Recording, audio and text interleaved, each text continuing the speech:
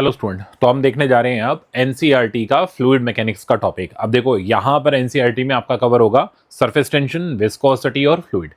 NCERT के अंदर mostly देखो हम क्या सोचने की कोशिश कर रहे हैं, बहुत हाई लेवल न्यूमेरिकल तो है नहीं। तो एनसीईआरटी के अंदर फ्लूइड मैकेनिक्स से आपको सीखने कंसेप्चुअल ओरिएंटेशन, जिससे आपके नीट के अंदर थ्योरी बेस्ड प्रॉब्लम बनते हैं। और मोस्टली ये स्टूडेंट के क्या गलत हो जाते हैं और सिली मिस्टेक कर देते हैं बच्चे इसके अंदर। तो वो पोर्शन आपका कंट्रोल हो जाएगा और एनसीईआरटी के अंदर से बढ़िया सा क्रक्स आपको मिल जाएगा। वन लाइनर बड़े इंपॉर्टेंट है, वो मैं आपको साथ के साथ बताते चले जाऊंगा। बस उनको कर लिया, नीट के अंदर आपका थ्योरी बेस्ड जो पोर्शन एनसीईआरटी का है फ्लूइड मैकेनिक्स से, वो कवर हो जाएगा। कुछ सवाल तो ऐसे हैं जो डायरेक्ट एनसीईआरटी के फ्लूइड मैकेनिक्स के आपके नीट के अंदर आए हुए हैं, वो भी मैं एज इट इज आपको दिखा दूंगा और फटाफट से आपको क्लियर हो जाएगा। ठीक है ना।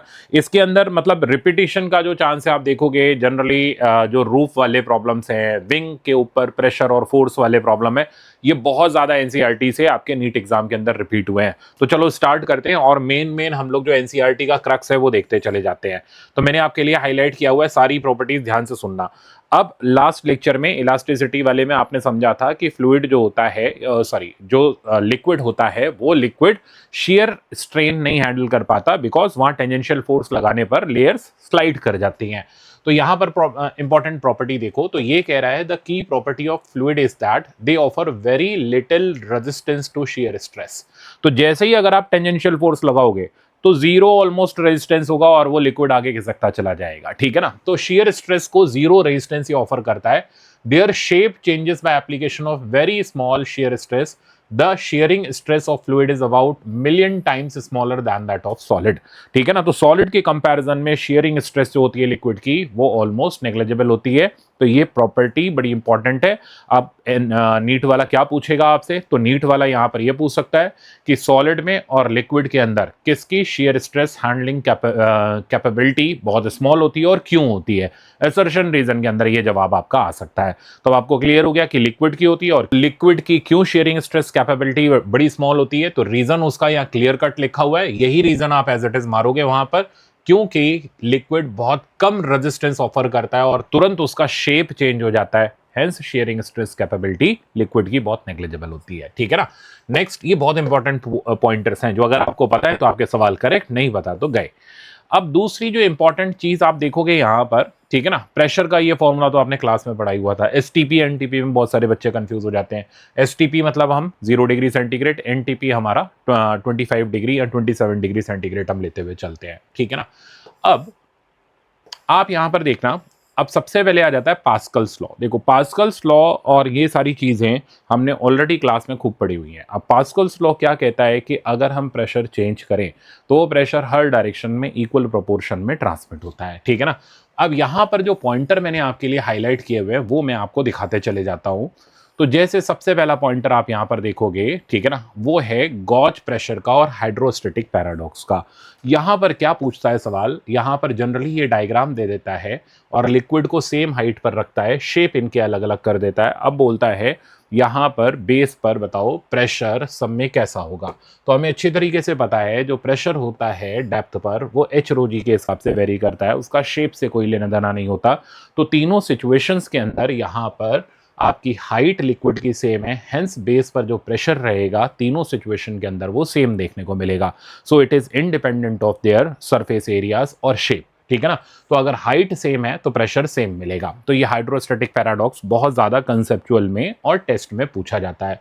दूसरी चीज है जो यहां पर आपको देखनी चाहिए, वो है गॉज प्रेशर। गॉज प्रेशर क्या होता है, गॉज प्रेशर होता है pressure at that point and atmospheric pressure का डिफरेंस, इसको हम बोलते हैं गॉज प्रेशर। तो कभी भी गॉज जनरली कहां पर काम में आता है, मैनोमीटर वगैरह के अंदर, अभी आपको दिखाऊंगा। सो नेक्स्ट अगर हम आगे चले यहाँ पर, तो आगे आपको गैस मैनोमीटर मिलेगा और यहाँ पर आपको टॉरसिली एक्सपेरिमेंट जो मैंने आपको क्लास में कराया हुआ था। टॉरसिली एक्सपेरिमेंट से हम क्या करते हैं, बैरोमेट्रिक हाइट वगैरह कैलकुलेट करते हैं या फिर एटमॉस्फेरिक प्रेशर निकालते हैं। अब जैसे मान लो ये यहाँ पर पूरी की पूरी आपकी एक ग्लास की ट्यूब है 1 मीटर लंबी। ठीक है ना। ये आपको क्लास में बताया था मैंने। मरकरी के अंदर हमने इसको इमर्स कर दिया, यहाँ का प्रेशर 0 है। अब जो सेम लेवल पर प्रेशर होगा, हालांकि एनसीईआरटी में बताया भी नहीं सेम लेवल पर कितना, डिफरेंट लेवल पर कितना, तो सेम लेवल पर प्रेशर सेम होता है तो यहाँ का प्रेशर सेम हो जाएगा और इसको हम एटमॉस्फेरिक प्रेशर नाम दे देते हैं।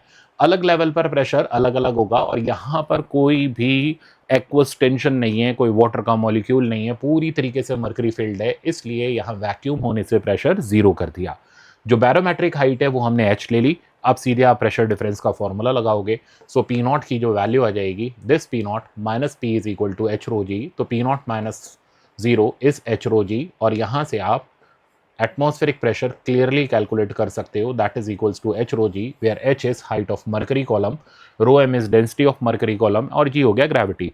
इसमें मैंने आपको एक यूनिटरी मेथड भी दिया था कि मर्करी की डिफरेंट डिफरेंट हाइट के लिए आप यूनिटरी मेथड से प्रेशर लिख सकते हो। जैसे बैरोमेट्रिक हाइट कितनी होती है, 75 या 76 सेंटीमीटर ऑफ मर्करी, वो आप अकॉर्डिंगली थोड़ा बहुत अप्रॉक्सीमेशन लेकर के मैनेज कर लेना। बताता हूँ कैसे। तो 70, चलो लेके चलते हैं, 75 सेंटीमीटर के लिए जो प्रेशर होता है वो 10 to the power 5 newton per metre square होता है, ठीक है ना। ये प्रेशर की वैल्यू होती है। तो मैंने यूनिटरी मेथड में क्या बताया था, मान लो कोई आपसे कहे 20 सेंटीमीटर ऑफ मर्करी का प्रेशर बताओ, 30 सेंटीमीटर का बताओ, तो आप बहुत इजीली कैलकुलेट कर सकते हो भाई 75 का ये, so unit centimetre of mercury, ये ध्यान रखना, ये मर्करी के लिए हम काम कर रहे हैं, हो गया 1/75 into 10 to the power 5 newton per metre square. तो आपको बार बार एच रो जी यूज नहीं करना, क्योंकि मर्करी की डेंसिटी 13.6 इंटू 10 पावर 3 होती है, तो कैलकुलेशन डिफिकल्ट कर देती है। इससे कैलकुलेशन आपकी इजी रहेगी। तो अगर मुझे h सेंटीमीटर ऑफ मर्करी का निकालना है तो मैंने h बाय 75 कर दिया। अब 75 से थोड़ा डिवीजन इजी होता है, इसलिए मैंने यहाँ 75 रखा है। और डिवीजन इजी करने की टेक्निक क्या है कि आप इस 75 को 2 से ऊपर नीचे मल्टीप्लाई कर दो, 150, और ज़्यादा इजी बनाना है तो उसको 300 बना लो, 4 से ऊपर नीचे मल्टीप्लाई डिवाइड करके। अब बहुत ही ईजी हो गया, क्योंकि 300 हो गया, जितने डेसिमल नीचे आएंगे उतना ही हमारा डिवीजन ईजी होता चला जाएगा। तो मुझसे अगर कोई कहे कि यार पता करके दो 25 सेंटीमीटर ऑफ मर्करी का प्रेशर कितना होगा, तो मैं इधर बहुत सिंपल 25 डाला बाय 75, 1/3 ऑफ 10 की पावर 5, सुपर इजी। तो इससे हम क्या कर सकते हैं, यूनिटरी मेथड से कैलकुलेट कर सकते हैं प्रेशर। हाँ, अगर कोई कहे 10 सेंटीमीटर ऑफ वाटर कॉलम का बताओ, अब ये नहीं लगेगा, बिकॉज ये चल रहा है मर्करी के टर्म में। अब आपको एच रो जी यूज करना पड़ेगा, वहां डेंसिटी वाटर की डालनी पड़ेगी। तो ये चीजें जो मैंने आपको क्लास में सिखाई थी वो यहाँ भी यूज हो रही हैं। मैनोमीटर इसने यहाँ दिया तो है, पर बहुत ही बेसिक सा है। अब मैनोमीटर के अंदर क्या होता है, हम गैस का प्रेशर कैलकुलेट करते हैं, कल मैंने आपको सिखाया भी था। यहाँ पर जो है गैस प्रेशर एक्सर्ट कर रही है, सेम लेवल पर प्रेशर सेम रहता है, तो इधर भी पीजी हो गया। अब ये अगर मरकरी है तो मरकरी की हाइट ले लेंगे, या कोई और लिक्विड है उसकी हाइट ले लेंगे। अब अगर मुझे इसका एब्सोल्यूट प्रेशर यानी गैस का प्रेशर निकालना है तो वर्टिकल में प्रेशर डिफरेंस का फॉर्मूला यूज कर लेंगे, P A plus H rho जी, ठीक है ना। ये हो गया हमारा एब्सोल्यूट प्रेशर। और अगर मुझे गॉज प्रेशर निकालना है तो पीजी माइनस पीए, यानी गैस का प्रेशर माइनस एटमॉस्फेरिक प्रेशर, जो कि सिंपली एच रो जी हो गया, this is the gauge pressure. तो ये हमारे छोटे छोटे पर बड़े काम के न्यूमेरिकल जनरेट करते हैं। नेक्स्ट अब आगे चलते हैं।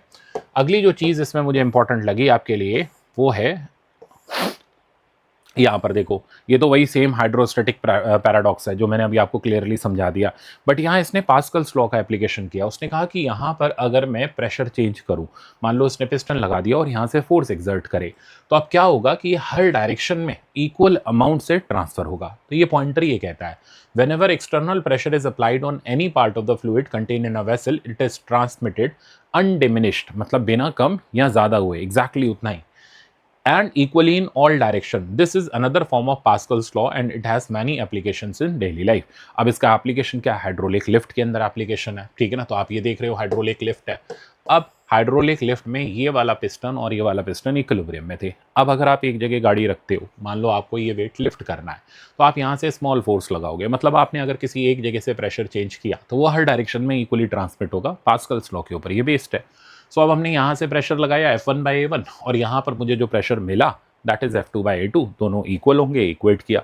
यहाँ से पता चला कि अगर मुझे ज़्यादा फोर्स के ऑब्जेक्ट को लिफ्ट करना है तो मैं क्या करूँगा, उसको बड़े एरिया पर रखूँगा। सो बड़े एरिया पर रखने से क्या होगा, अब ये एरिया जो लार्ज रहेगा, एक कंसेप्चुअल वर्जन आपको बता रहा हूँ।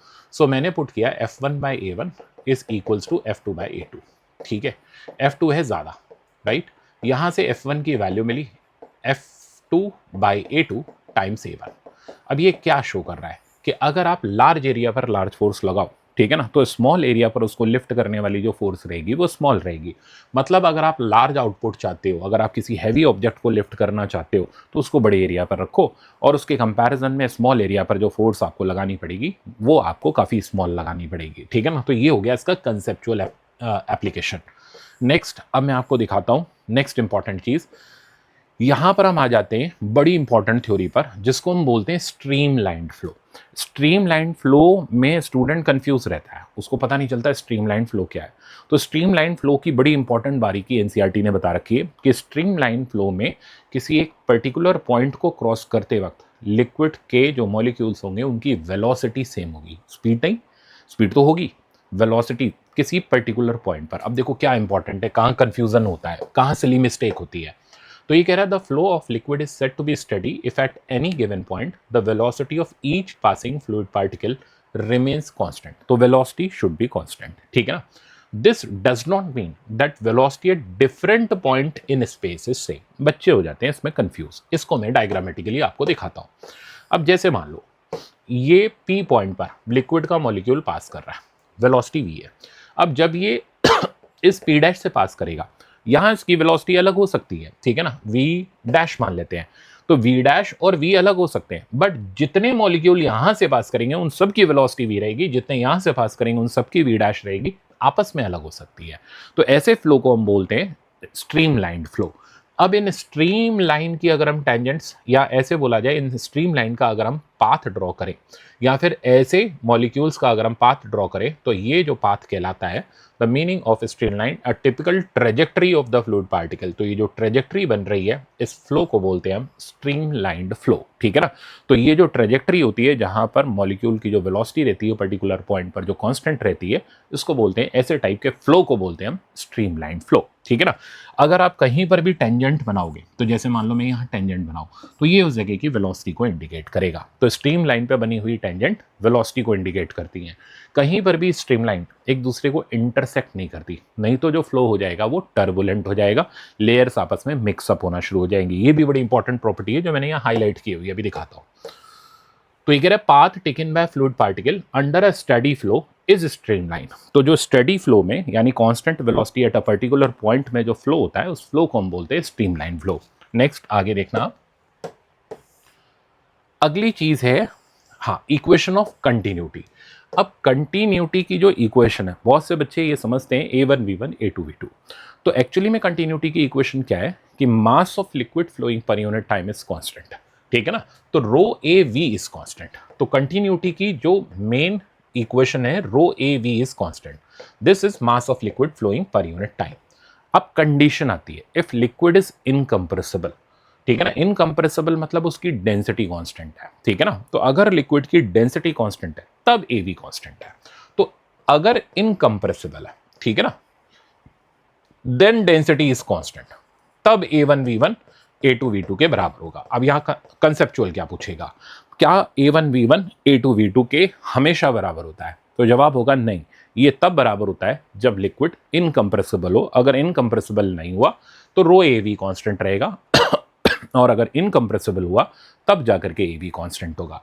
तो मेरे ख्याल से आपको समझ आ गया होगा। देखो यहाँ पर क्लियरली लिखा भी हुआ है, for flow of incompressible fluid density is constant and thus we can say that A1V1 equal to A2V2 which is called the equation of continuity यानी volume of liquid flowing per unit time। अगर density constant नहीं है तो हमारी continuity क्या बनेगी, mass of liquid flowing per unit time is constant, ठीक है। नेक्स्ट आगे चलते हैं। अगली चीज फिर से आप अंडरलाइन देखोगे, देखो स्टेडी फ्लो इज अचीव्ड। कब स्टेडी फ्लो आता है? स्टेडी फ्लो मतलब एक पर्टिकुलर पॉइंट पर लिक्विड का मॉलिक्यूल क्रॉस करे तो उसकी वेलोसिटी कांस्टेंट है। बार बार बोल रहा हूं, ध्यान रखना। तो steady flow is achieved at low flow velocity. तो जब फ्लो वेलोसिटी कम होती है तब स्टेडी फ्लो अचीव होता है। क्यों? Beyond a limiting value called critical speed, ठीक है ना। तो अगर क्रिटिकल स्पीड से ज्यादा स्पीड हो जाए तो ऐसे सिचुएशन में लेयर मिक्सअप होना शुरू हो जाएंगी, जो मैंने अभी थोड़ी देर पहले आपको बताया था। The flow loses steadiness and becomes turbulent. तो क्रिटिकल वेलोसिटी से कम वेलोसिटी है तो फ्लो स्टेडी है, ज्यादा वेलोसिटी होने पर फ्लो टर्बुलेंट होने लग जाता है। तो ये बहुत इंपॉर्टेंट पॉइंटर है, ठीक है ना। नेक्स्ट हम आते हैं, तो ये देखो डायग्राम ये बने हुए हैं, यहां फ्लो स्टेडी है, यहाँ वेलोसिटी, यहाँ अगर आप रास्ते में कोई एक ऑब्स्ट्रक्शन लगा दो तो डिफरेंट लेयर आपस में मिक्सअप होना शुरू हो जाएंगी, फ्लो को हम बोलेंगे टर्बुलेंट, ठीक है। अब यहाँ पर आप देख रहे हो बर्नौली थ्योरम या बर्नौली प्रिंसिपल, जो कल मैंने आपको क्लियर कट बताया था। Bernoulli theorem is basically law of conservation of energy for flowing liquid, ठीक है ना। ये क्या बताती है total energy of a flowing liquid per unit mass is constant. So P plus half rho V square plus rho GH यानी pressure energy, kinetic energy per unit mass, potential energy per unit mass is constant. तो ये theorem आपको याद होनी चाहिए जो आपने class में पढ़ी हुई है। कई बार नीट के अंदर डायरेक्ट थ्योरम भी पूछ लेते हैं, भाई इस थ्योरम का क्या मतलब है, ठीक है ना। अब ये पूरी प्रूविंग चल रही है, प्रूविंग की हमें अभी जरूरत नहीं है, तो बर्नौली थ्योरम आप ध्यान दे दो, P plus half rho V square plus row GH is constant. तो थ्योरी क्या है कि व्हाट इज दिस इक्वेशन, ये किसको रिप्रेजेंट कर रही है? So this is pressure energy per unit volume, ठीक है ना। तो इसको बोलेंगे हम pressure energy per unit volume. This is kinetic energy per unit volume, this is potential energy per unit volume. अब अगर लिक्विड इनकम्प्रेसिबल है तो हम इसे डेंसिटी से डिवाइड करेंगे, तो इक्वेशन बनेगी P by rho plus V square by 2 rho, ठीक, sorry V square by 2 rho cut जाएगा, प्लस GH इज कांस्टेंट। अब ये क्या बन गया? Pressure energy per unit mass, kinetic energy per unit mass, potential energy per unit mass, ठीक है ना, दिस इज कांस्टेंट। अब इसे आप G से डिवाइड कर दो, ठीक है ना। अब मास तो वैसे ही था नीचे, G और लगा दिया तो वेट आ जाएगा। तो pressure energy per unit weight, kinetic energy per unit weight, potential energy per unit weight is constant. उसको हम बोलते हैं प्रेशर हेड, वेलोसिटी हेड और ग्रेविटेशनल हेड, ठीक है ना। तो इस तरीके से लैंग्वेज बेस्ड बर्नौली थ्योरम के भी प्रॉब्लम होते हैं। अब आगे चलते हैं। बाकी न्यूमेरिकल मैंने आपको सिखाए थे, ये इक्वेशन भी आपको याद होगी, लेक्चर में हम लोगों ने करी हुई थी, ठीक है ना। यहां पर देखते हैं कुछ इंपॉर्टेंट है क्या। अब देखो बर्नौली थ्योरम की लिमिटेशंस बड़ी इंपॉर्टेंट है। बर्नौली थ्योरम किसके लिए लगती है? तो अजम्पशन ऑफ बर्नौली थ्योरम क्या है कि फ्लूइड जो होना चाहिए, पहली बात तो इनकम्प्रेसिबल होना चाहिए, ठीक है ना। सो इनकम्प्रेसिबल फ्लूइड होना चाहिए और स्टेडी स्टेट में होना चाहिए, स्टेडी वेलोसिटी के साथ होना चाहिए, मतलब स्ट्रीमलाइन मोशन होना चाहिए।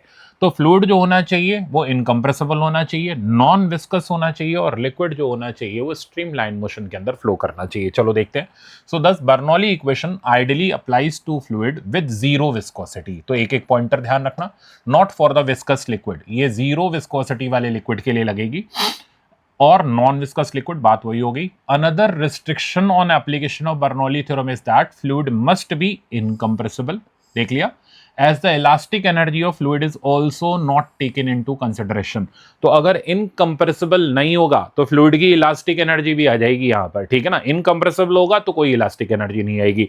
सो एग्जामिनर यहाँ नए तरीके का सवाल बना सकता है कि अगर बर्नौली थ्योरम में हम इनकम्प्रेसिबिलिटी वाली कंडीशन को हटा दें, कंप्रेसिबल ले ले, तो क्या फर्क पड़ेगा, कौन सी एक्स्ट्रा एनर्जी आपको और इंक्लूड करनी पड़ेगी? तो आपका जवाब होगा elastic energy of liquid molecules हमें वहां पर और इंक्लूड करनी पड़ेगी, जो कि इसके अंदर इंक्लूडेड नहीं है, ठीक है ना। तो ये देखो छोटी छोटी चीजें हैं पर बड़ी काम की है। In practice it has large number of use. चलो ये तो कहानी चल रही है। फॉर लो विस्कोसिटी, अच्छा यहां पर देखना, explain a wide variety of phenomena for low viscosity incompressible fluid. तो इन जनरल जीरो विस्कोसिटी तो बिल्कुल आइडियल सिचुएशन होगी, लो विस्कोसिटी के लिए भी लगा लेते हैं जहां पर मतलब एनर्जी का लॉस बहुत कम हो रहा हो, और इनकम्प्रेसिबल लिक्विड होना चाहिए, ठीक है ना। अच्छा, Bernoulli equation also does not hold for non steady और टर्बुलेंट फ्लो। आ गई ना। तो स्टेडी फ्लो होना बड़ा जरूरी है, टर्बुलेंट फ्लो के लिए ये नहीं लगती, या नॉन स्टेडी फ्लो के लिए नहीं लगती।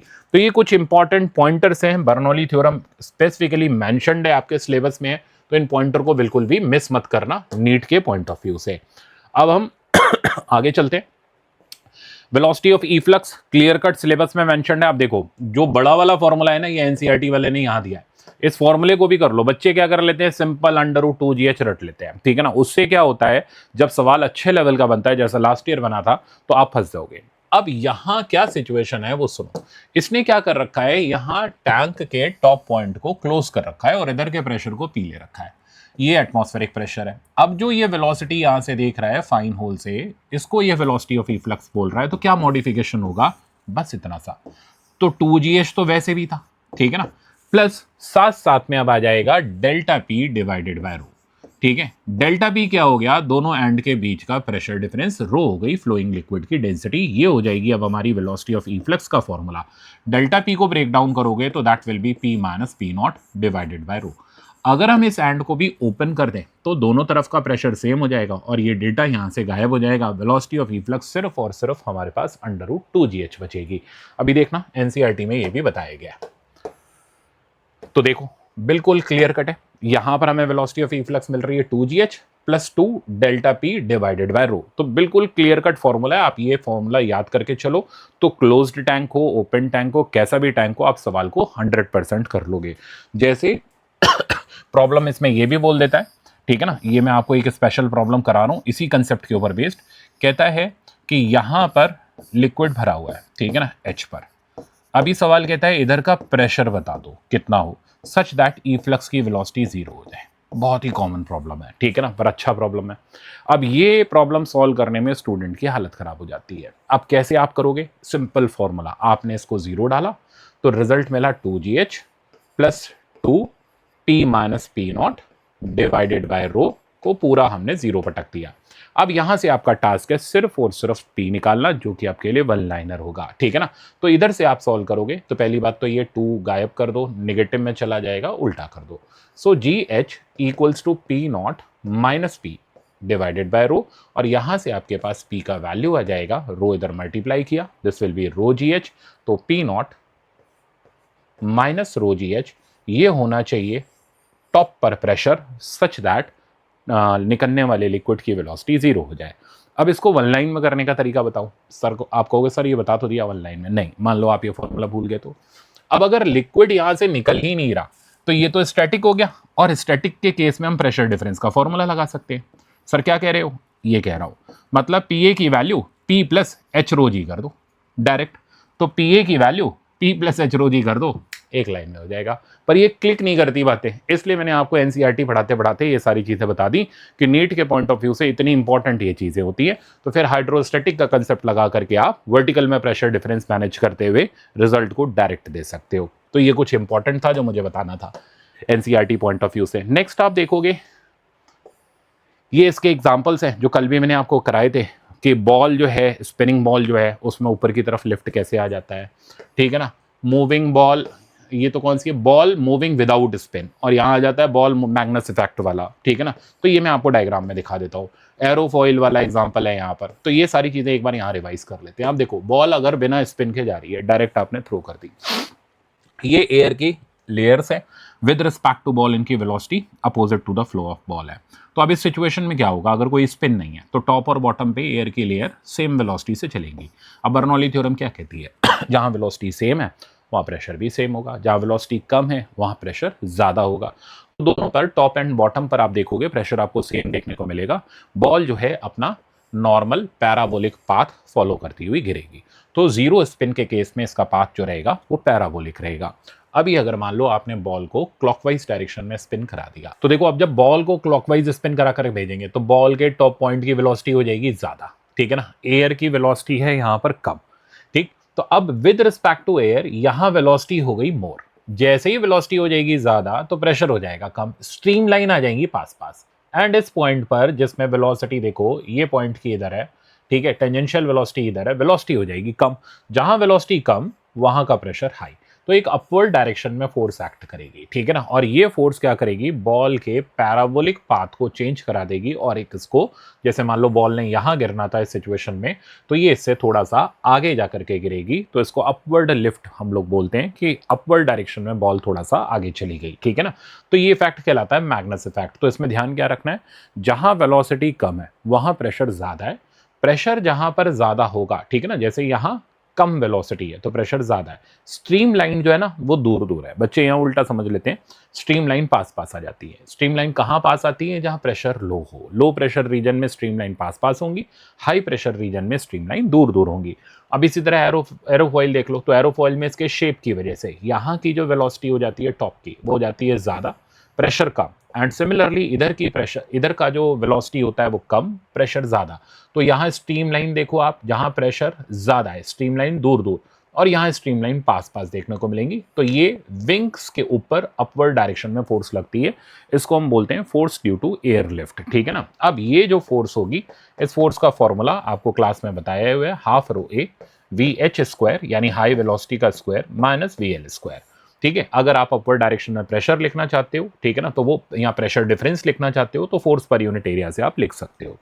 अब अगर ये इक्विलिब्रियम में है, इक्विलिब्रियम का मतलब अगर ये कांस्टेंट वेलोसिटी से, या ऐसे बोला जाए एक पर्टिकुलर हाइट पर प्लेन उड़ रहा है, ठीक है ना, तो उस वक्त मैंने आपको क्या सिखाया था, जो अपवर्ड डायरेक्शन की फोर्स होगी वो डाउनवर्ड डायरेक्शन के mg को बैलेंस कर लेगी। जब प्लेन टेक ऑफ करने वाला होगा तो लिफ्ट की फोर्स ज़्यादा होगी, mg की फोर्स कम होगी, F minus M G equal to ma करते हुए हम वर्टिकल डायरेक्शन का एक्सेलरेशन लिख सकते हैं। तो ये छोटे छोटे न्यूमेरिकल्स रहते हैं जो इस पे रहते हैं और 2 से 3 बार आपके नीट के अंदर आए हुए हैं। अब आप इस एग्जाम्पल को देखो, ये आपका डायरेक्ट PYQ है, कह रहा fully loaded Boeing aircraft has a mass of this much, it's total wing area is this much, it is in level flight. Level flight का मतलब क्या हो गया कि फ्लाइट एक कांस्टेंट हाइट पर उड़ रही है, उसमें लगने वाली लिफ्ट की फोर्स mg के बराबर है, ठीक है ना। अब मुझे क्या पता करके देना है, estimate the pressure difference between the lower and upper surface. तो मैंने फॉर्मूला लगाया, प्रेशर डिफरेंस हो गया half rho VH square minus VL square, और इसको उठा करके मैंने सीधे सीधे सब्सटीट्यूट कर दिया। अच्छा, पहले तो फोर्स को हम सब्सटीट्यूट करेंगे, तो प्रेशर डिफरेंस को हम सब्सटीट्यूट करेंगे mg/a, ठीक है ना। तो यहां से आप क्या कर सकते हो, estimate the pressure difference mg/a करते हुए निकाल सकते हो। मास आपको गिवन है, जी आप जानते हो, एरिया इसने क्वेश्चन में दे रखा है। अब सपोज करो अगर मुझे यहाँ पर कैलकुलेट करना हो कि भाई अगर high it is in level flight with a speed of 960 kilometre per hour. अब ये 960 किलोमीटर पर आवर किसकी स्पीड है, ये है प्लेन की स्पीड, यानी ये है अप और डाउन की एवरेज स्पीड। सो ये बेसिकली उसने एवरेज स्पीड आपको दे रखी है। अब मान लो अगर अलग अलग जगह की स्पीड उसने दे रखी होती तो मुझसे पूछ लेता, मान लो लो की स्पीड दे रखी है तो हाई पूछ सकता था, हाई की दे रखी है तो लो पूछ सकता था। तो हम प्रॉब्लम को अकॉर्डिंगली मैनेज कर सकते हैं। नेक्स्ट आप देखोगे, ठीक है, नेक्स्ट आप देखोगे विस्कोसिटी का टॉपिक, इतनी जल्दी आ जाता है इसमें विस्कोसिटी। अब विस्कोसिटी मैंने आपको क्लास में बहुत डिटेल में पढ़ाई हुई है। एक तो पहले ये वेलोसिटी प्रोफाइल आप ध्यान रखना। तो अब जैसे ये 2 प्लेट्स हैं, ठीक है ना, जो रिजिड है यानी जो मूव नहीं कर रहा है, यहाँ जो सॉलिड सरफेस के कांटेक्ट में लिक्विड लेयर होती है उसकी वेलोसिटी 0 होती है, तो यहाँ वेलोसिटी 0 है। जैसे जैसे फ्री सरफेस की तरफ चलते चले जा रहे हैं वेलोसिटी बढ़ती चली जा रही है। 2 लेयर के बीच में विस्कस फोर्स एक्ट करती है, जिसका फॉर्मूला आप न्यूटन फॉर्मूला फॉर विस्कोसिटी से जानते हो, ईटा ए dv/dx, ठीक है ना। अब अगर एक पाइप के अंदर लिक्विड फ्लो करें तो पाइप के अंदर जो वेलोसिटी प्रोफाइल रहता है, पाइप में यहाँ भी सॉलिड बाउंड्री है, यहाँ भी सॉलिड बाउंड्री है, ठीक है ना, पूरा इस तरीके से सिलिंड्रिकल पाइप ले लेते हैं। तो टॉप एंड बॉटम पर, या ऐसे बोला जाए पाइप के कांटेक्ट में जो लेयर है उसकी वेलोसिटी होगी 0। जैसे जैसे हम सेंटर की तरफ चलते चले जाएंगे वेलोसिटी बढ़ती चली जाएगी। सो ये वेलोसिटी प्रोफाइल रहेगा, यानी वेलोसिटी का शेप यहाँ पर रहेगा। अब न्यूटन फॉर्मूला फॉर विस्कोसिटी पर देखो, ज़्यादा तो कुछ नहीं है इसने, ये बस खाली फॉर्मूला लिखा हुआ है, ठीक है ना। इसमें एक प्रॉपर्टी पढ़ लेना। So coefficient of viscosity is the ratio of shearing stress. So ये है shearing stress, tangential force per unit area, tangential force per unit area, ठीक है ना, शेयरिंग स्ट्रेस डिवाइडेड बाय, ठीक है ना, डिवाइडेड बाय, अब इसको क्या बोलते हैं, स्ट्रेन रेट। क्यों स्ट्रेन रेट बोलते हैं, वैसे तो नीचे स्ट्रेन आता है, ठीक है ना, पर वो ईटा मॉडुलस ऑफ रिजिडिटी होता है। ये कोफिशिएंट ऑफ विस्कोसिटी की बात चल रही है। स्ट्रेन क्या होता है, change in dimension by original dimension. Strain rate क्या हो जाता है, वो जो dx/dt है, यानी जिस वेलोसिटी से ये आगे डिस्प्लेस हो रहा है, डिवाइडेड बाय दोनों के बीच का gap, that is called strain rate. तो ये स्ट्रेन रेट हो जाता है। कुल मिलाकर के यहाँ से अगर हम फोर्स की वैल्यू देखें तो वो आ जाती है ईटा ए dv/dx या v/l। अब v क्या हो जाती है, फ्री एंड की वेलोसिटी, और l क्या हो जाता है, फिक्स्ड से उसकी दूरी, ठीक है ना। तो ये हम विस्कोसिटी इस तरीके से न्यूटन फॉर्मूला फॉर विस्कोसिटी लगा सकते हैं। अच्छा, अब यहाँ पर आप देखोगे ये बहुत इंपॉर्टेंट न्यूमेरिकल है और इसका एप्लीकेशन कई बार दिया जाता है, और मैं आपको 1 लाइन में करना सिखा देता हूँ। ये कह रहा है कि ये ब्लॉक कांस्टेंट वेलोसिटी से स्लाइड कर रहा है, ठीक है ना, या तो वेलोसिटी पूछता है या वेलोसिटी दे करके यहाँ कोफिशिएंट ऑफ विस्कोसिटी पूछता है। अब मेथड क्या रहेगा, अगर वेलोसिटी कांस्टेंट है तो एक्सेलरेशन हो गया 0, ठीक है ना, फोर्सेज अपनी बैलेंस्ड हो जाएंगी। अब यहाँ पर इस ब्लॉक को स्लाइड करने से जो रोक रही है वो है विस्कस फोर्स। तो विस्कस फोर्स लगी अपोजिट डायरेक्शन में, जिसको आपने लगाया ईटा ए v/l। अब यहाँ तो इसने बहुत पतला सा दिखा रखा है, मैं आपको एक्चुअल डायग्राम दिखाऊं तो एक्चुअल डायग्राम ये है कि यहाँ पर ये जो ब्लॉक है ये किसी ग्लू की, या ऐसे बोला जाए फेविकोल की फिल्म के ऊपर रखा हुआ है। इस फिल्म की थिकनेस हमें L दे रखी है। तो अब जब ये ब्लॉक आगे जाएगा तो अपर पार्ट ऑफ लेयर को v वेलोसिटी से ले जाएगा, जिसको नीचे वाली पार्ट पीछे की तरफ रोकेगी, इसलिए विस्कस फोर्स लग रही है। तो जब आप विस्कस फोर्स लिखोगे तो v/l क्या हो जाएगा, टॉप की वेलोसिटी, l हो जाएगा यहाँ से उसका दूरी। अब क्वेश्चन देख लो, ठीक है ना, ये रहा पूरा का पूरा क्वेश्चन। कह रहा है metallic block of area this much is connected to a 0.01 kg mass with a string passes over an ideal pulley as shown in the figure। Liquid with film has a thickness, अब यहाँ L की जगह वो thickness दे रखी है 0.3 mm, is place between the block and the table, when released block moves right with constant speed. आगे अपने आप, तो अब यहाँ पर फोर्सेस को हम बैलेंस कर लेंगे तो जो विस्कस फोर्स होगी वो mg के बराबर हो जाएगी, और वहां से हम क्या कर सकते हैं, कोफिशिएंट ऑफ विस्कोसिटी निकाल सकते हैं। मैंने आपको क्या बोला था, वेलोसिटी देगा तो विस्कोसिटी पूछेगा, विस्कोसिटी दे देगा तो वेलोसिटी पूछ लेता है। यही दो तरीके के सवाल यहाँ जनरली फेमस रहते हैं।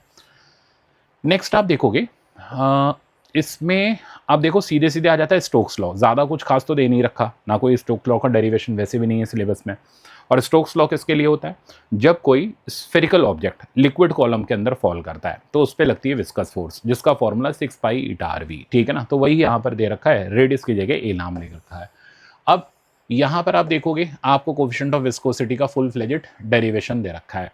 तो यहाँ मैंने आपको जो क्लास में बताया था वापस से रिपीट कर दिया कि रेन ड्रॉप के लिए इसमें जनरली बात करिए कि रेन ड्रॉप जब फॉल करती है तो शुरू में वो एक्सेलरेट होती है, वेलोसिटी इंक्रीज करती है, फिर जैसे जैसे उसकी वेलोसिटी इंक्रीज करती चली जाती है विस्कस फोर्स बढ़ती चली जाती है, जहाँ रेन ड्रॉप पर लगने वाला mg विस्कस फोर्स और अपथ्रस्ट बैलेंस हो जाता है, उस जगह उसकी वेलोसिटी कांस्टेंट हो जाती है, जिसको हम टर्मिनल वेलोसिटी बोलते हैं। तो यहाँ मेनली टर्मिनल वेलोसिटी का ही रहता है, और ये एक्सपोनेंशियली इंक्रीजिंग फंक्शन रहता है। इनफाइनाइट टाइम पर ये वेलोसिटी आपको कांस्टेंट देखने को मिलेगी, ठीक है ना। अब ध्यान देना, अब टर्मिनल वेलोसिटी का फॉर्मूला आई गेस आप सबको याद ही है, 2/9, ठीक है ना, 2/9 r square g by eta sigma minus rho, ठीक है ना, या रो माइन। अब इसने क्या कर रखा है, देखो जो हम जनरल नोटेशंस है ना वो चेंज कर रखे हैं। हम लोग क्या करते हैं, हम लोग सिग्मा माइनस रो वाला फॉर्मूला, सिग्मा किसकी, जो स्फेरिकल ऑब्जेक्ट है उसकी डेंसिटी, रो किसकी, जो सराउंडिंग मीडियम है उसकी डेंसिटी। अब यहाँ इन्होंने क्या कर रखा है, नोटेशंस चेंज कर रखे हैं, where rho and sigma are mass density of sphere. देखो रो स्फीयर की डेंसिटी बोल रहा है एंड सिग्मा फ्लूइड की डेंसिटी बोल रहा है, तो फॉर्मूला पढ़ करके बच्चे हो जाते हैं कंफ्यूज यहाँ पर। तो कंफ्यूज मत होना, जो आपने क्लास में किए हुए हैं फॉर्मूले वही एज इट इज़ यहाँ पर आपको लगाने हैं, बस टर्म्स आपको ध्यान रखने हैं कि डिफरेंस हमें जो चाहिए वो चाहिए बॉडी की डेंसिटी और सराउंडिंग मीडियम की डेंसिटी का, ठीक है ना। और यहाँ पर मैग्नीट्यूड ही आएगा, ठीक है, इसलिए ज़्यादा सोचने की भी ज़रूरत नहीं है कि कौन सी डेंसिटी पहले कौन सी बाद में।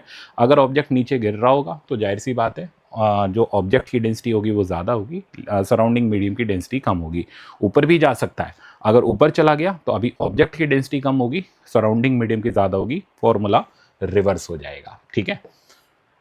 अब आप आ जाओ सरफेस टेंशन। सरफेस टेंशन के बारे में ज़्यादा यहाँ तो नहीं दे रखा, पर जो बहुत इंपॉर्टेंट पॉइंटर्स है वो मैंने यहाँ हाईलाइट कर रखे हैं, ठीक है ना।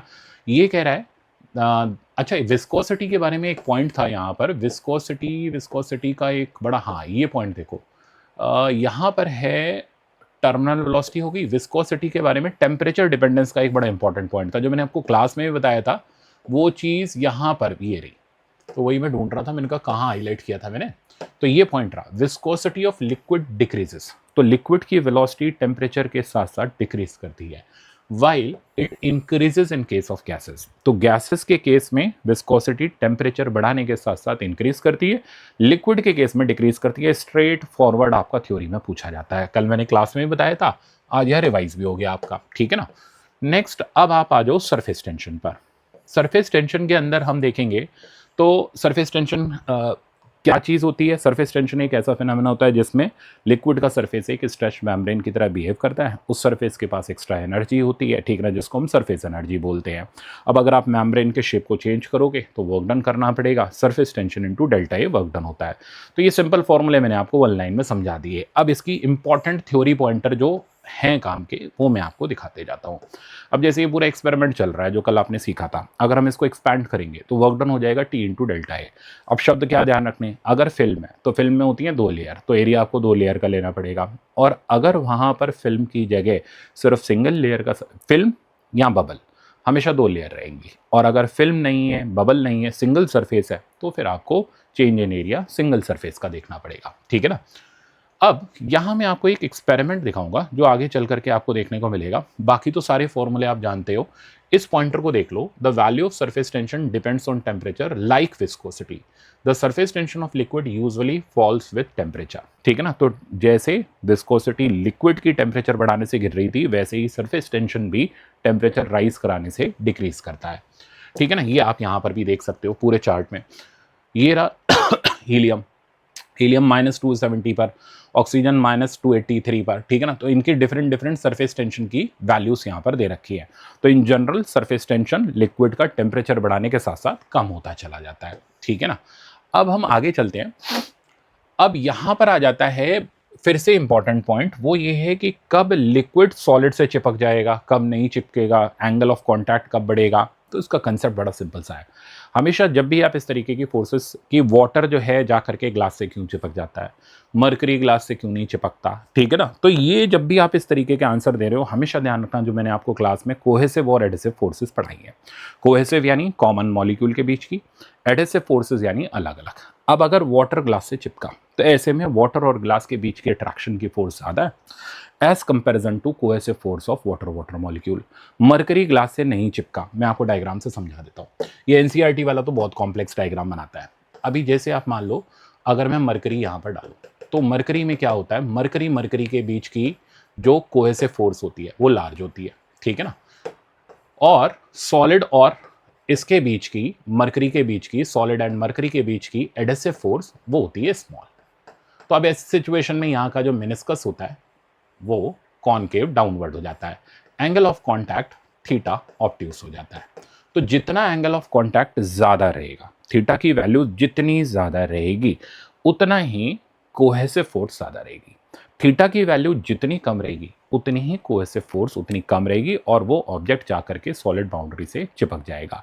तो वाटर के केस में आप जानते हो जो एंगल ऑफ कांटेक्ट होता है 0 से 8 डिग्री होता है। 0 प्योर वाटर के लिए होता है।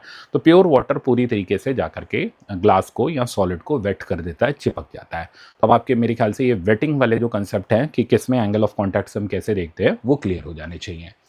अब इसी चीज़ को मैं आगे ले चल रहा हूँ। हाँ, ये एक्सपेरिमेंट मैं आपको बताने जा रहा था।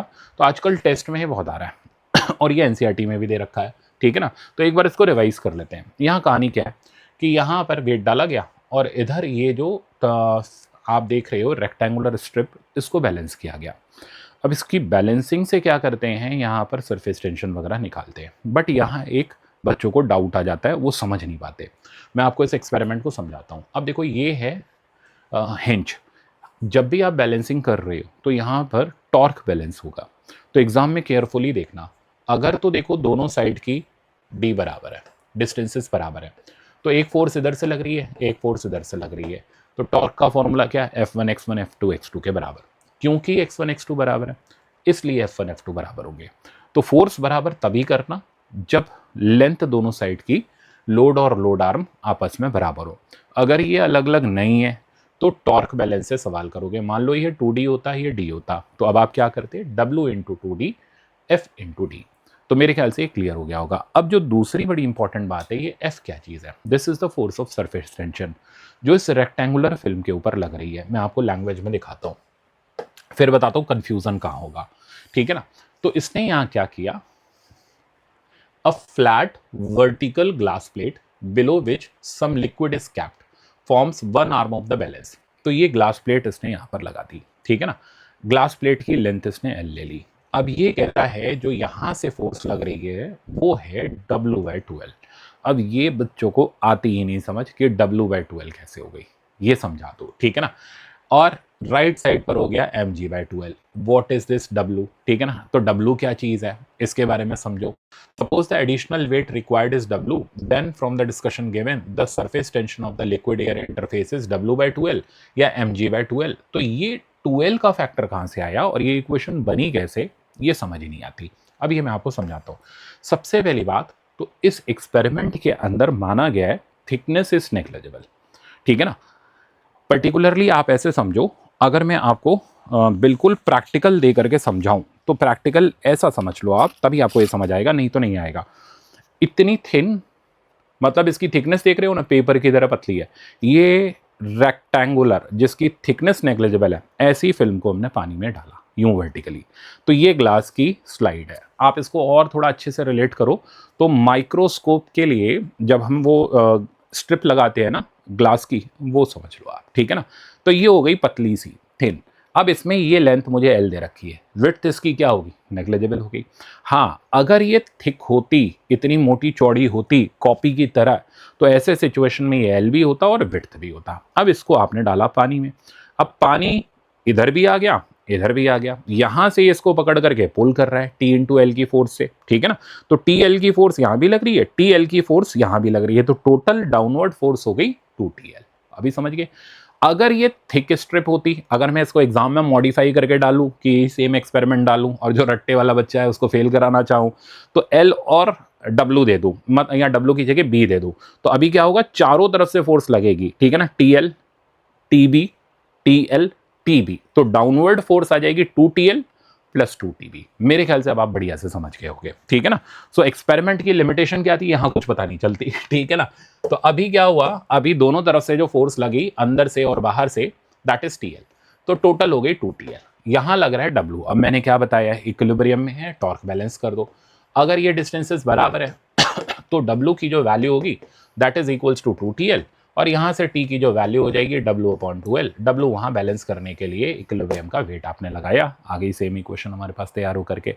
अब अगर आपको यहाँ का वेट दे दे और आपको ये थिन स्ट्रिप की लेंथ दे दे, तो आप इजीली सरफेस टेंशन लिक्विड की यहाँ से निकाल करके दे सकते हो। तो ये मुझे एक्सपेरिमेंट अच्छा लगा, मुझे ये लगा कि इसमें बच्चे कंफ्यूज होंगे, तो इसलिए मैं आपको पढ़ा दूं, ठीक है ना। तो ये बहुत इंपॉर्टेंट भी था और बहुत इंटरेस्टिंग भी था और बहुत कंफ्यूजिंग भी था, इसलिए मैंने आपको ये जबरदस्त तरीके से क्लियर कर दिया। तो अब हम आ जाते हैं एंगल ऑफ कांटेक्ट। अब एंगल ऑफ कांटेक्ट की डेफिनेशन तो आप सारे ही जानते हो, ठीक है ना, कि एंगल ऑफ कांटेक्ट क्या होता है कि मान लो हमने लिक्विड डाला, अब ये लिक्विड सॉलिड बाउंड्री से, ठीक है ना, मान लो इसका शेप लिक्विड का इस तरीके का हो गया कॉनकेव, तो tangent to the liquid surface solid boundary से जो एंगल बनाएगी inside the liquid, that is called angle of contact.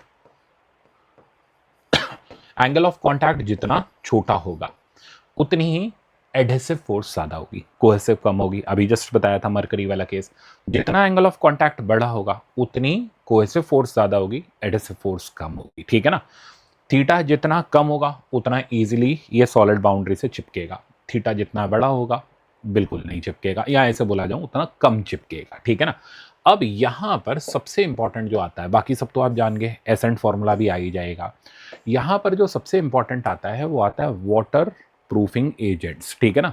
तो आप देखना what happens for water on glass और on plastic and for kerosene oil on virtually. तो ये कह रहा है सोप डिटर्जेंट्स, यहां देखना soaps detergents and dyeing substances are wetting agents, तो इनको बोलते हैं water wetting agents. When they are added the angle of contact become small, तो एंगल ऑफ कांटेक्ट वहां पर क्या हो जाता है, छोटा हो जाता है। एंगल ऑफ कांटेक्ट जितना छोटा होगा, ठीक है ना, ये उतना ही ज्यादा उसके अंदर पेनिट्रेट कर जाएंगे, बिकॉज यहाँ पर एंगल ऑफ कांटेक्ट कम होने से एडेसिव फोर्स ज्यादा हो जाएगी, ठीक है ना, कोहेसिव की जगह एडेसिव फोर्स ज्यादा हो जाएगी and becomes effective. Waterproofing agents on the other hand are added to create large angle of contact. तो वहाँ एंगल ऑफ कॉन्टैक्ट लार्ज हो जाएगा, उस सिचुएशन में कोहेसिव फोर्स ज़्यादा हो जाएगी, इसलिए वाटर प्रूफिंग और वाटर वेटिंग एजेंट्स दोनों के फंक्शंस, उससे क्या एंगल ऑफ कॉन्टैक्ट का रिलेशन होता है ये आपको ध्यान रहना चाहिए, बहुत इंपॉर्टेंट थ्योरी पॉइंटर है। नेक्स्ट, अब ड्रॉप एंड बबल के केसेस हम अच्छी तरीके से जानते हैं कि जब भी ड्रॉप या बबल होगा एक्सेस प्रेशर रहेगा, कॉनकेव साइड का ज़्यादा रहेगा। अब ड्रॉप में एक ही सरफेस होता है, तो PI माइनस P0 हमारा 2T/R, और यहाँ पर आप देखोगे बबल के अंदर जनरली दो सरफेसेस रहेंगे, तो ड्रॉप हो गई, ये तो कैविटी हो गई खाली जगह, बबल के अंदर दो सरफेसेस रहेंगे तो 4T/R आ जाएगा। तो ये तो सिंपल फॉर्मूला बेस्ड है, यहाँ कुछ खास नहीं है। कैपिलरी के अंदर मैंने आपको क्लास में सिखाया ही हुआ है, जैसे ही कैपिलरी ट्यूब को डालते हैं मिनिस्कस हमारा चेंज हो जाता है, ठीक है ना। अब जैसे ये मिनिस्कस कॉनकेव अपवर्ड है, तो ये प्रेशर ज़्यादा, ये प्रेशर कम, तो प्रेशर डिफरेंस क्रिएट हो गया। अब ये प्रेशर डिफरेंस वर्टिकल हाइट से बैलेंस हो जाता है, तो आपने प्रेशर डिफरेंस यहाँ का लिखा विच इज़ 2T/R, और वर्टिकल हाइट H/ρg से बैलेंस कर दिया, यहाँ से आपके पास एसेंट की हाइट आ जाती है, ठीक है ना। दूसरा कंसेप्ट मैंने क्या बताया था कि यहाँ सरफेस टेंशन की फोर्सेस लगा लो, नीचे वेट के बराबर कर लो, वहाँ से आपके पास एसेंट की हाइट आ जाती है, ठीक है। तो ये हम क्लियरली जानते हैं और बहुत डिटेल में हमने इसको क्लास में कर रखा है।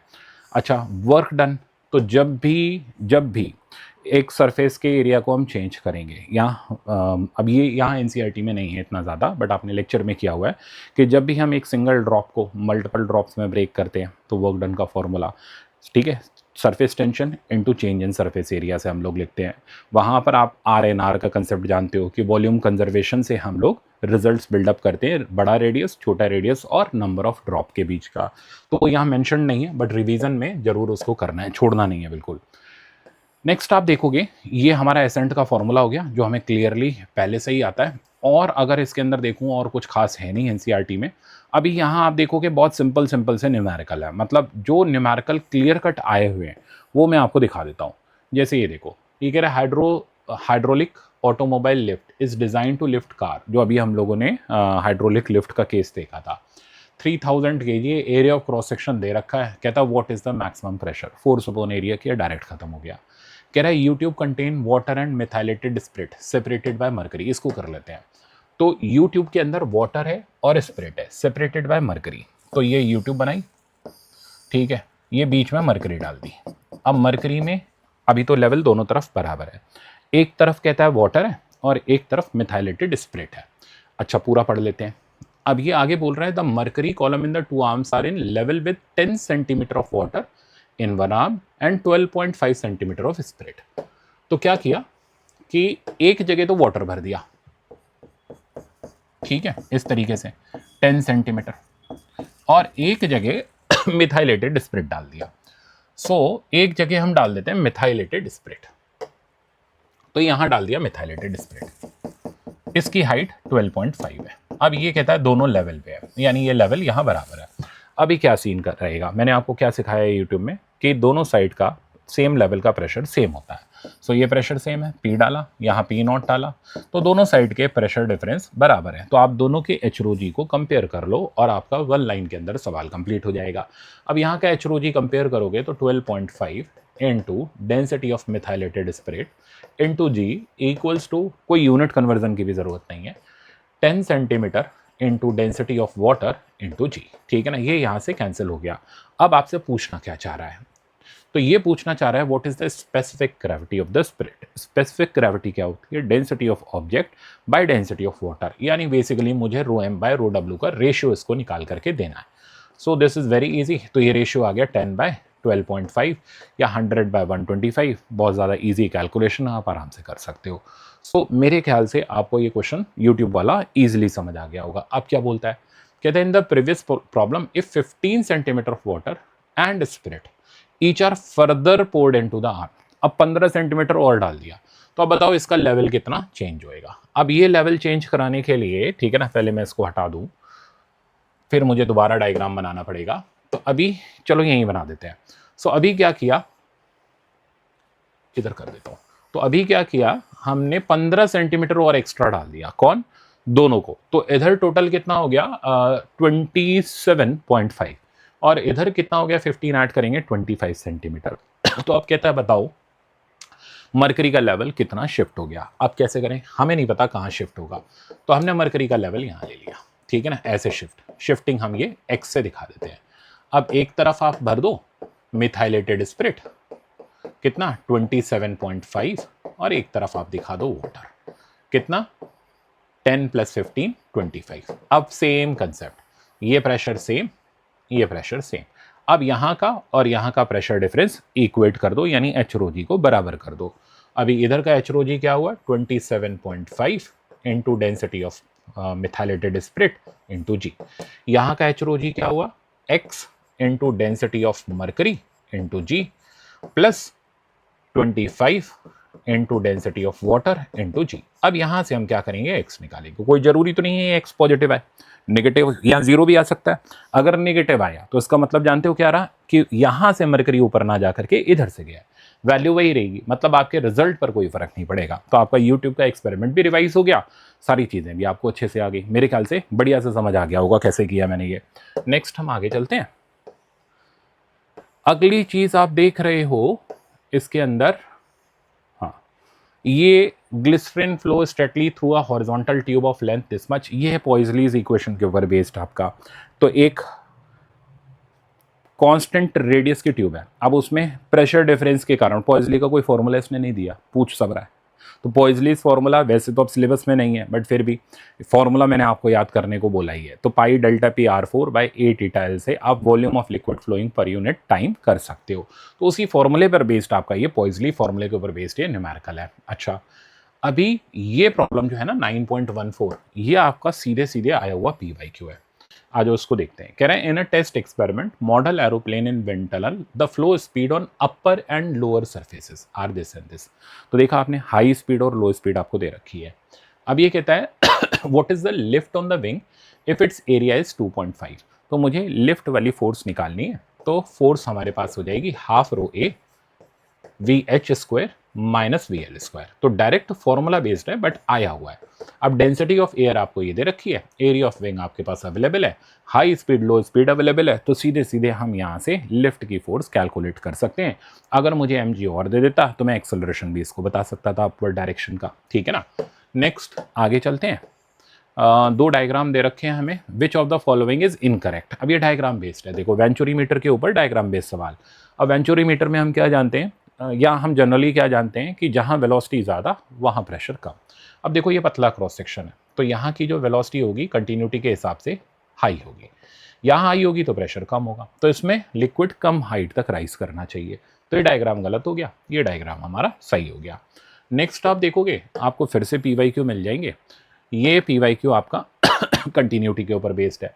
कह रहा है cylindrical tube of a spray pump has cross section area इतना 40 होल्स हैं जिनके डायमीटर ये रहे। तो आप कंटिन्यूटी लगाओगे तो A1 V1 40 times A2 V2 के बराबर हो जाएगा। अब आपको क्या दे रखा है, इनकमिंग का एरिया दे रखा है। ठीक है ना, इतना। If the liquid flow inside the tube, inside की वेलोसिटी दे रखी है 1.5 मीटर पर मिनट। अब मुझे क्या निकालनी है, इजेक्शन की वेलोसिटी यानी V2 निकालनी है। और अब यहाँ एरिया की जगह मुझे हर चीज़ का डायमीटर दे रहा है, तो मैं πr² से एरिया लिख दूंगा। तो कैलकुलेट करते हुए हम यहाँ से V2 बता सकते हैं। नेक्स्ट आप देखोगे ये कह रहा है U shaped wire is dipped in soap solution and removed, thin soap film is formed between the wire and light slider. तो ये रही रेक्टेंगुलर स्ट्रिप और ये रहा इसका स्लाइडर। इसमें है सोप सॉल्यूशन। सोप में कितनी लेयर होती है, 2 लेयर। आगे बोल रहा है कि supports a weight of 1.5 into 10⁻²। अब ये जो है ना ये इस तरीके से है और इसमें वेट हमने लगा दिया W का मान लो। अब ये इस वेट को सपोर्ट कर रही है, तो मुझे बता करके देनी है सरफेस टेंशन। तो सिंपल एक्सपेरिमेंट है, ऊपर जो इस पर फोर्स लगी 2TL की हम W के बराबर कर देंगे, सरफेस टेंशन की वैल्यू फटाक से आ जाएगी। इवन इस पे बेस्ड आपके ये 3 प्रॉब्लम भी हैं जो आप यहाँ पर देख रहे हो 9.18। इसमें भी ये इसको बैलेंस कर रहा है। तो आप डायरेक्टली क्या कर सकते हो, 2TL। अब देख लेना सोप सॉल्यूशन है तो 2TL डाल देना, और अगर फिल्म या लिक्विड की एक लेयर दे रखी है तो TL। बहुत ही केयरफुली आपको पढ़ना होता है। देखो थिन लिक्विड फिल्म, फिल्म बोल दिया 2 लेयर, तो 2TL बराबर W करते हुए हम इसको भी सॉल्व कर सकते हैं। और कोई इसके अंदर देखूं तो सवाल मुझे कुछ खास नहीं दिखा। तो ये आपका फ्लूइड मैकेनिक्स यहाँ पर कंप्लीट हो गया। अब इसमें मोस्टली हम कहाँ फोकस्ड रहेंगे, थ्योरी पॉइंटर पर जो मैंने आपको बताया, और एक एक्सपेरिमेंट मैंने आपको बड़ा इंपॉर्टेंट सा बताया। ठीक है ना, जिससे सरफेस टेंशन निकाली थी। इनको थोड़ा सा देख लेना क्योंकि ये कभी आए नहीं है। ठीक है ना, इनके चांसेस हो जाते हैं हमारे एग्जाम में आने के। तो अब आपका ये पूरा NCERT वाला सेक्शन हो गया कंप्लीट। टेस्ट आपका अब नेक्स्ट आपने सुबह दे ही दिया, उसके अंदर भी मार्क्स आपके अच्छे आ गए। तो मतलब कुल मिलाकर के बढ़िया सा इंप्रूवमेंट हो रहा है और हम सारी चीज़ें लास्ट मोमेंट में बढ़िया तरीके से कवर करते चले जा रहे हैं। तो क्रैश कोर्स का बेनिफिट यही है कि हर एक बच्चा अपने अंदर इंप्रूवमेंट ला रहा है। कोई चीज़ अगर किसी की छूट गई है तो वो क्लास में प्रैक्टिस करके कर ले रहा है। किसी का कॉन्फिडेंस कम है कि मेरे टेस्ट में मार्क्स नहीं आते, तो उसने स्ट्रैटेजी देख करके वो कॉन्फिडेंस हासिल किया है। तो लास्ट मोमेंट पे हमें अपनी कमियों को ऐसे ही सुधारते हुए नीट एग्जाम के अंदर सुपर कॉन्फिडेंस से जाना है, ताकि हम उस दिन अपना बेस्ट परफॉर्मेंस दे करके आएँ। थैंक यू सो मच, मिलते हैं नेक्स्ट लेक्चर में।